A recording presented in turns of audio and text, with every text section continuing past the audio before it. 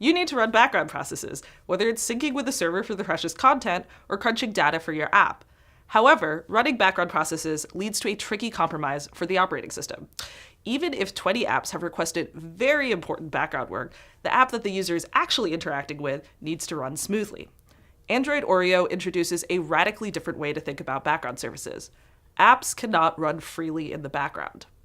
This has implications for apps launched from an implicit broadcast, as well as apps starting services in the background. Here's a quick list of affected APIs. Location APIs are also affected, but I'm not going to be covering these now. More details on location updates are in the notes below. These changes are true for all apps targeting O, but even if you don't target O, users can turn these limitations on, so you need to be aware of these changes anyways. First on the list of background behavior changes are services. Calling start service from the background will cause an illegal state exception. Now, this does not affect services started when your app is visible and in the foreground, nor does it affect bound services. Here are a few more situations where the app is considered in the foreground. When your app moves from the foreground to the background, there's a short grace period before your service is shut down. The service shuts down as if it had called stop self. Now, these changes affect everything that is a service. So, are intent services affected? Well, yes.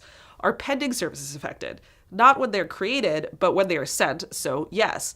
This even affects services you start in the background that you intend to promote to the foreground. The good news is that there are a few options for saving your services. Unless your app is an alarm clock app, 90% of the time, your best option is to replace your background service with a scheduled job. While you are no longer allowed to start services in the background, job scheduling can do background work on your behalf. This allows the framework to take all the scheduled jobs with their different constraints and figure out which jobs to run when. There are a number of different solutions for job scheduling depending on your app's needs. I've linked to the documentation which explains the trade-offs, but if you want my advice, I would look into using Firebase Job Dispatcher and the new Job Intent Service. Job Intent Service is especially handy to replace Intent Service. Next is the Temporary Service Whitelist. There are a few special cases listed here when the app will be temporarily whitelisted and act for a short period of time as if it's in the foreground. If you want to trigger work when data on the server changes, consider implementing Firebase Cloud Messaging on your server and app. If you use a high priority FCM message, you will receive that message immediately, even when the system is in doze. You will also get on that handy service whitelist, so you can start a service as if the app were in the foreground. Now, if it's a normal priority FCM message, the message is delivered when a user turns the device screen on or during the doze maintenance window. You are not whitelisted to start services, though.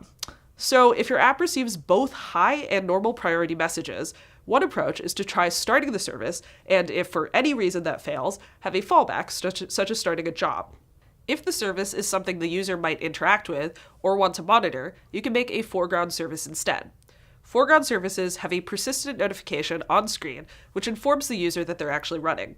Timers and navigation apps are common examples of apps that employ foreground services effectively. The thing is, the old way of starting a foreground service from the background will no longer work. Instead, switch to the new API to start a foreground service. The steps are, first, use the new Start Foreground Service method. This creates a background service that you must immediately promote to the foreground. Within the service, make a notification. Your foreground service notification should always be of low importance or higher so that it's actually visible to the user. It should not be of mid importance. The final step is to have the service promote itself to the foreground using Start Foreground and the notification that you just made. If you need a pending intent to start a foreground service, you can use pending intent's new Get Foreground Service method, and then follow the same steps to promote it to a foreground service. If none of those options work for you, you might consider deferring your work until your app is in the foreground. Now, if you need to test your app under the new restrictions, I've also included links below with the ADB commands to make the app run in the background and to force background limitations for your app. Okay, let's switch to talking about implicit broadcast receiver limitations. Broadcast receivers that are statically defined and listening for implicit broadcasts will not receive those broadcasts. Implicit broadcasts do not have the target component attribute set, and static broadcast receivers are defined in the Android manifest. Prior to Android Oreo, implicit broadcasts would trigger any component listening for them in the manifest. Now, in resource-constrained situations, this would cause memory thrashing as a single broadcast triggered the creation of a bunch of different components from different apps. So here are your options for replacing static implicit broadcast receivers. Now, there's a short list of exceptions, so you should absolutely check that list first. If the broadcast is on that list, it won't be affected and it will function as normal. This list contains things such as changing locale or plugging in headphones.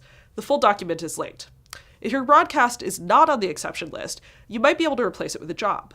Jobs can be triggered by the following conditions, some of which have been added in O. In particular, content provider observers can trigger jobs for a variety of situations, such as when the user saves a new picture on their phone. Now, if part of your app is already running when the broadcast is sent, you can switch to a dynamic broadcast receiver instead. This means moving your broadcast receiver code out of the manifest, and then you create, register, and unregister it during runtime, like I'm doing here.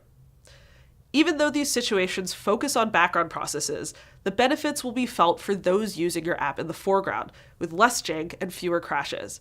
This will be even more impactful for users who don't have access to the most expensive or fastest hardware. I've touched on a number of strategies and API changes. If your app is affected and you want to learn more and get started with code examples, check out the documentation.